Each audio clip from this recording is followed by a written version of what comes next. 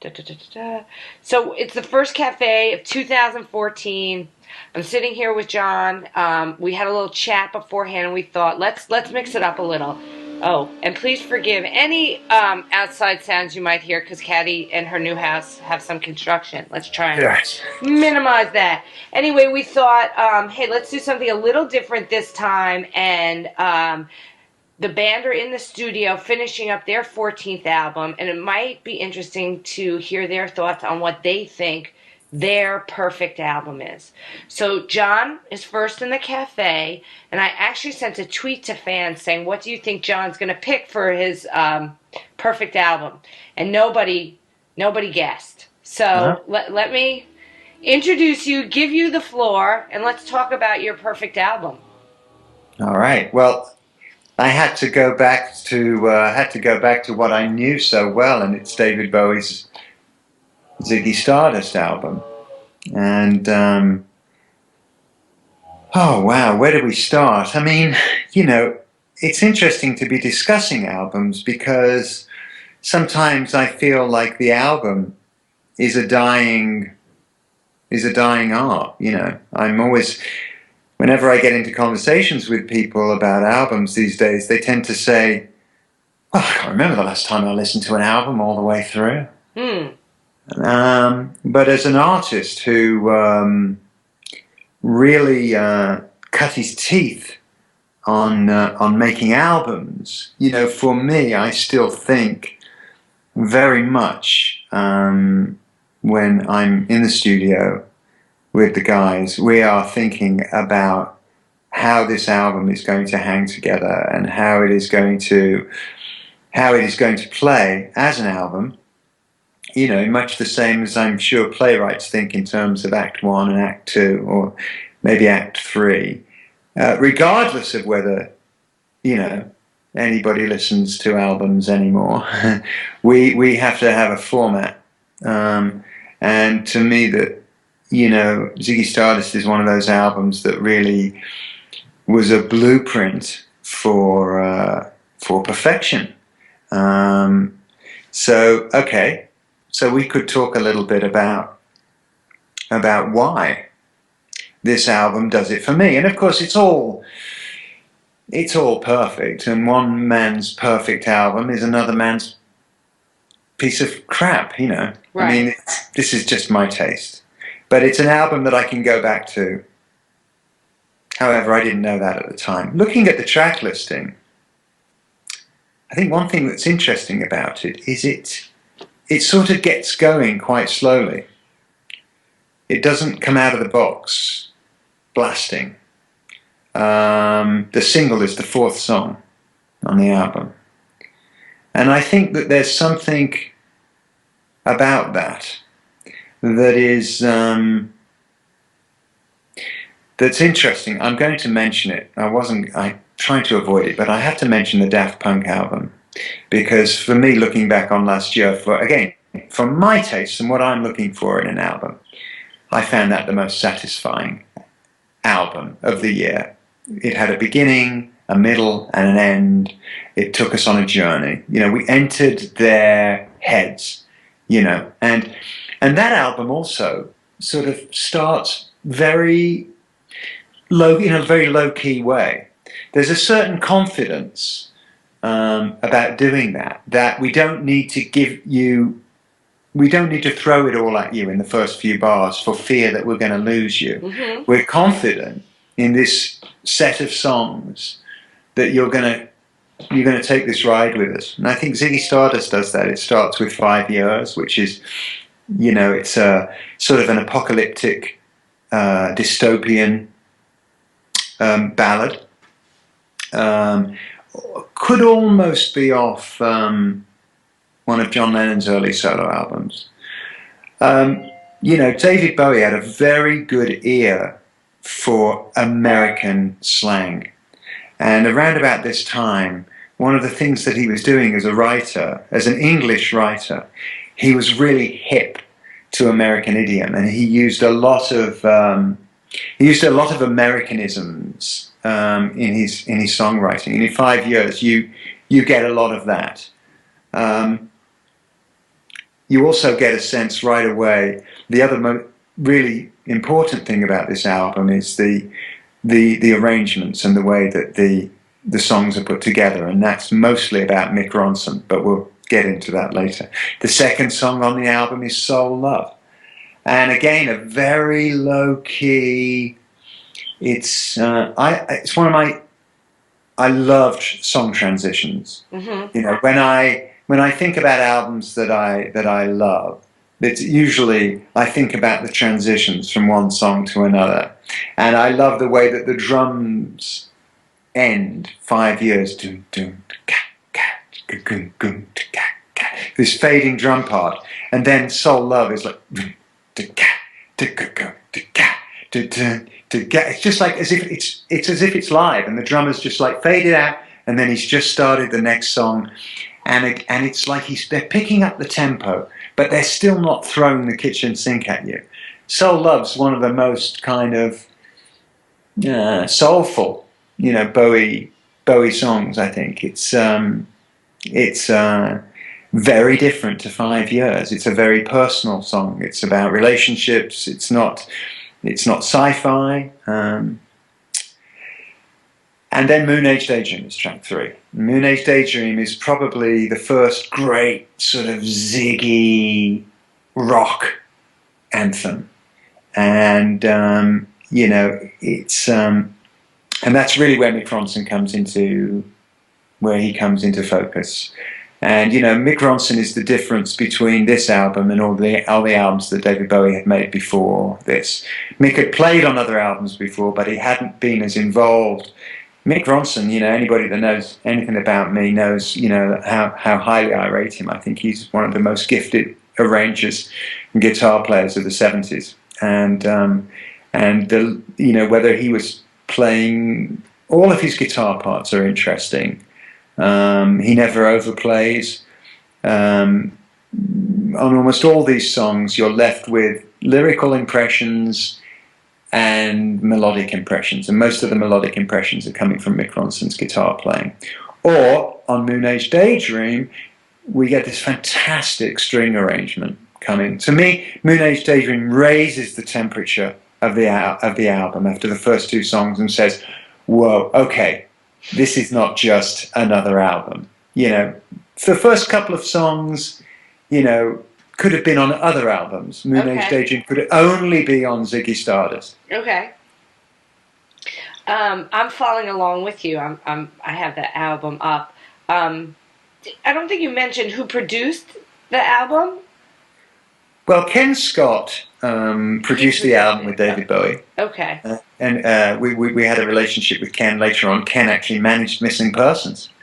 Ken did Ken was one of the, you know, most important producer engineers of that era, working in London, and he'd worked with David before. I think he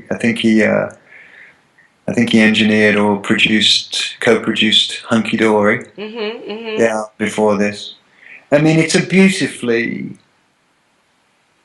recorded album. I mean, I don't need to go into the history of how the musicians came together. Right. I don't know that that's particularly important. I think what's more important is what makes an album perfect. What are you looking for? You know, and I'm looking for a ride. I'm looking for a party. I'm looking for a vehicle. I mean, I'm always looking for a ride. Always, whether it's a movie or a book or an album. You know?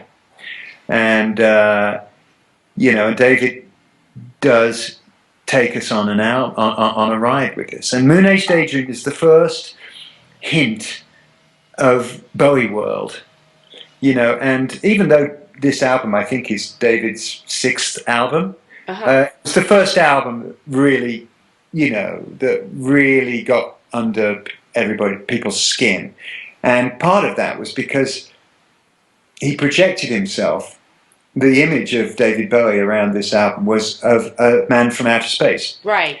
And they kind of got confused. They, you know, the punters, started confusing David Bowie with Ziggy Stardust. You know, and Ziggy Stardust being this kind of like, you know, rock star from outer space. And Moon Age Daydream sort of suggests that, and then it's followed up by the song number 4, which is Starman. Mm-hmm. Starman's probably one of the most talked about songs in British pop of the last 30 years. It's a song, particularly with, the press that David Bowie was getting, a lot of the retrospective articles and documentaries that were out about him last year. A lot of people, a lot of my peers, like Gary Kemp, would say seeing David Bowie perform Starman on Top of the Pops was the turning point. That was when I realized I wanted to write songs that I wanted to. It was a very powerful performance. It's a beautiful song, Starman. Mm-hmm. It's a it's a love song for an alien. Yeah. And you guys covered it on an anniversary, right? In Greece, I think it was. Yeah, we did, and hopefully it's going to see the light of day Yeah. at some. But it's it was one of those songs, kind of like Anarchy in the UK, that if you kind of had to write an evolution of the history of British youth, in song, Starman would be in there. And that was the point at which it was okay for guys to dye their hair, wear makeup, and still be tough. Mm-hmm. That sort of bisexuality, that kind of like where Clockwork Orange, David took the look for this album from Clockwork Orange. Mm-hmm. So he was, it's hard and soft at the same time. And I think that, Starman, it was one of those songs that that I was driven to, I think I wrote about it in my book, driven to get on my bike, ride around the neighborhood, until I found a copy of it. I had to have it. I had to own it, Yeah.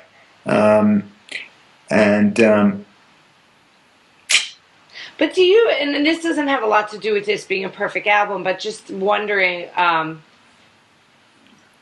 did people older than you, like parents, still think that David Bowie was weird? That it was weird that you were drawn to this? Did it make you sort of like a punk rock kid? I was thinking in the 80s, Definitely. for me, like Boy George was safe. It wasn't like so weird. Who? But Boy George was safe. Well, that was much later. Right. But I would say there was a mystique around Bowie. Mm-hmm. And there was this questionable sexuality that he projected. And, and I didn't go shouting around the house that I was into David Bowie. Right, that's what I was wondering. I mean, just being a fan of David, as a guy being a fan of David Bowie, it could be, that could be construed, oh, well, then you must be homosexual then. Mm-hmm, mm-hmm. There was something vaguely dangerous about entering the world of David Bowie in 1973. Right, that's what I wanted to know. Yeah, he was edgy. I mean, he was not common. No, and he really carried it off with tremendous aplomb. Mm-hmm. I think he'd got the confidence as a singer-songwriter, but he knew that wasn't enough to be the star that he wanted to be. And so he had to, he got involved in the Andy Warhol crowd, and and he really amped up his image. And so by the time, he debuted Starman on British TV, and that was the first taste really that the public had of this album. The fact that it was a devastatingly beautiful, heartbreaking song, mm-hmm. that wasn't what people were talking about the next day. Right. Nobody was saying, wow, that's a great song that David Bowie had. They were like, whoa, the fuck was that? Who was that guy? What was he wearing? And, and did he shaved his eyebrows? And all of that. I mean, that was what people were talking about. But, you kind of have to have both things going on in our business, to impact. And you can, image will take you a long way. strong image, mediocre material. You can have really strong material with mediocre and a mediocre image. But when the two come together and you've got strong material with a strong image, you've really got something. When you were 12 or 13 and you heard Starman on Top of the Pops for the first time, did you understand the depth of the song, or you just loved the song? Yeah, Did I the just depth love of the it song. come later? Yeah. So, Yeah, and I wasn't analysing, and I didn't get to investigate the album as a whole for quite some time later. I couldn't afford albums at that time, and I think the first album that I bought was the next album, which was Aladdin Sane. okay. I came back around to buying Ziggy later on. I probably didn't get into the Ziggy Stardust album until for a few years later, but when I did, I realised.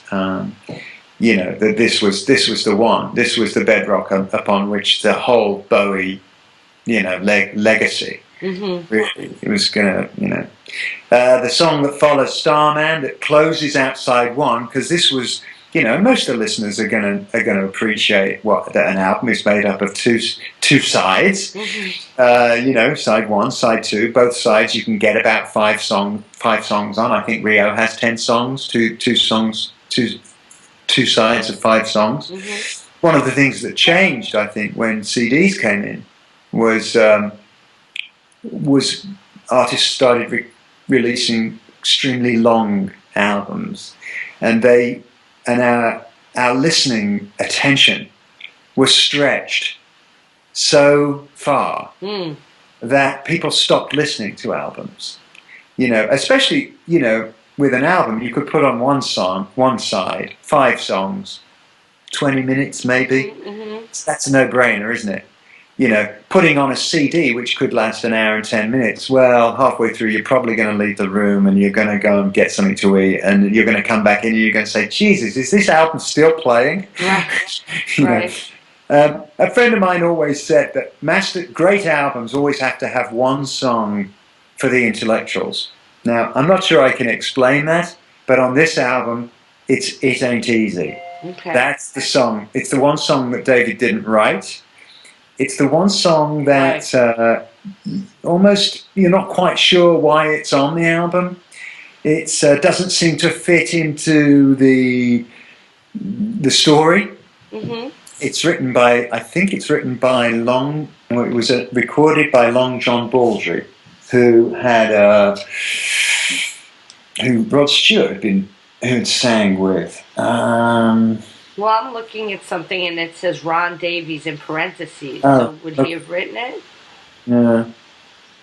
Yeah. I mean, it was an obscure track, and so what the artist is doing there is showing you his depth of appreciation. It's a way of showing your credentials as an artist, really. Okay. So that's what that serves. There's a fantastic live album.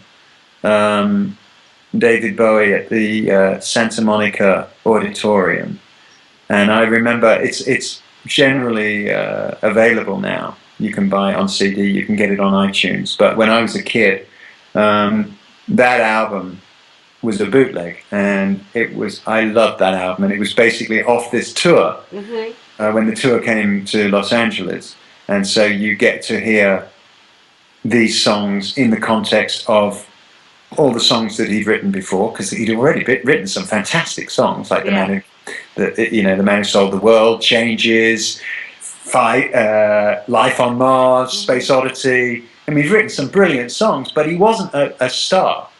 This was the album that made him a star, and star is a theme that goes throughout side 2. Lady Stardust and Star are 2 of my favourite songs of his. They are both bitter, glitter sweet. He was kind of obsessed with the Velvet Underground. Bowie was one of the first Brits to really get into the Velvet Underground, and you can hear that, I think, on Star particularly. Okay. And then you've got Hang On To Yourself, which is sort of not dissimilar to Moon Age Daydream. It's another one of the sort of epic rockers. On the Ziggy Stardust tour, I think they opened the show with that, and Mick Ronson. If you see the Ziggy Stardust and the Spiders from Mars live concert film that was recorded at Hammersmith Odeon, which is absolutely essential. Mick Ronson is just formidable throughout. And they open the show. They open the show with "Hang On to Yourself," and actually, once you've listened to the live version of "Hang On to Yourself," the album version is pretty tame, but it's still kind of beautiful. Ziggy Stardust, the title track, which Bauhaus had a hit with, actually was never one of my That was never one of my favorites. That's one of the most popular songs off the album. Okay. Never quite did it for me. I'm not quite sure why. It's a song that if I didn't hear it again, I wouldn't mind. It's probably my least favourite song on the album, actually. I can't explain that. Okay. Suffragette City, however, which is another song that Duran had played and recorded. Actually, I don't know if we've recorded, but we used to play it as an encore around about the time of Planet Earth. Oh, wow. Suffragette City is another sort of another very Velvet Underground inspired song. It's got some fantastic use of synthesizer bedded deep in the track. It's a fantastically trashing. How can I say? It's not blues rock. It's not heavy rock. It's trash rock, and I think it's perhaps the best example of British trash rock ever. There's some moments on this album that I have, that I have listened to over and over and over again. Lifting Up the Needle. It's one of those albums where. What makes a great album? I would say a great album is an album that, when you want to get up, it gets you up. Yeah. And when you want to be down, it takes you down. It's like, I want to dance. Ziggy Stardust will get me dancing. I want to cry. Ziggy Stardust will get me crying. Right. And the album finishes out with Rock and Roll Suicide, which is, it's an extraordinary finale. It's an extraordinary closure. It's a journey, and the journey ends with a suicide, with a tragedy. The album is a tragedy, but quite perfect for that. Do you always listen to it on vinyl? The last time I listened to it, yes, it was on vinyl, but I can only listen to vinyl if I'm at home. If I'm on the road, then I'm going to have to listen. I've listened to it over the years. I've listened to it on vinyl and CD and cassette tape. There's something special about playing it on vinyl. You're probably going to get the best out of it if you listen to it on vinyl.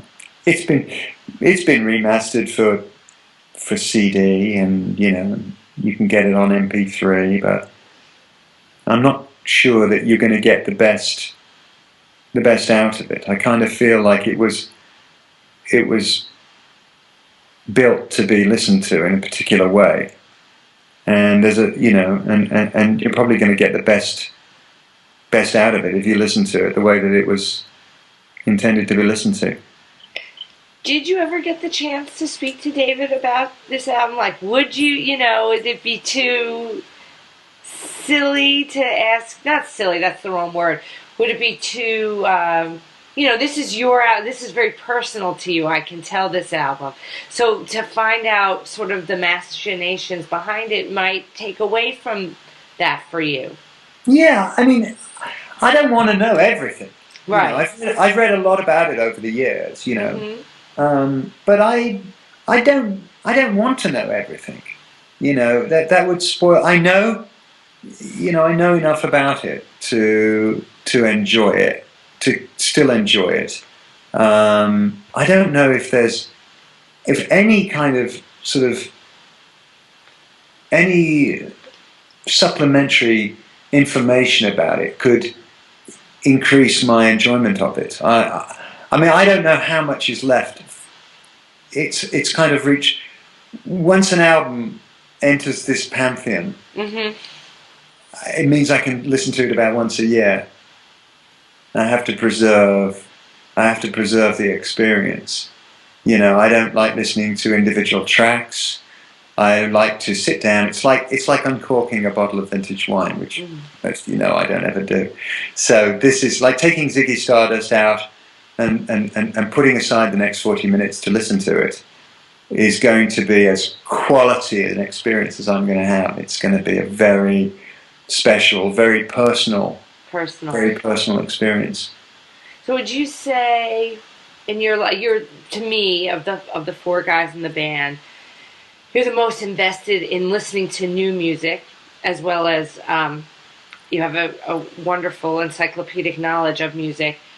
In your life, how many perfect albums are there? Oh God, I don't know. I started thinking about that. Do you have like 10 perfect, because my husband Brian, who you know, he keeps track of his perfect albums, and he's at like 20 now. He thinks he has 20 perfect. I know that's a lot. I said that's a lot. He doesn't think it's a lot. But how many perfect albums do you think you have? Well, you know what? I could have quite a good time trying to figure out what 20 might be. You'd be surprised if I told you what I thought the next one I would choose would be. Tell me. Was it Kanye? Tommy. By the Who? Yeah. Oh, I could get down with that one more than I Yeah. could get down with Ziggy. Yeah. I have an older sibling that was very into. That brings me a lot of great, Yeah. tense memories. They've got to tick a lot of boxes. You know, they've got it. For me, they've got to have a high degree of emotionality. They've got to have tremendous moments of sadness, but they've got to have tremendous moments of vigor and gnarliness. Are you sure you're not Irish? I've got Irish blood in me. Oh, okay. You sound an awful lot like Brian. John, this has been fascinating, and I love doing this. I'm so glad that you are the first band member that we did this with.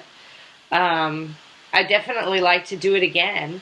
I don't know at what point we'll come back to talking about a perfect album, but something tells me, knowing you the way I do, that if I asked you to do this in October, your choice won't be Tommy. But maybe it will. I don't know. I know you. Right. But thank you for spending this time in the cafe. Okay. And I think the next time we speak to you is in June, so you have a little bit of time to think about it. Okay.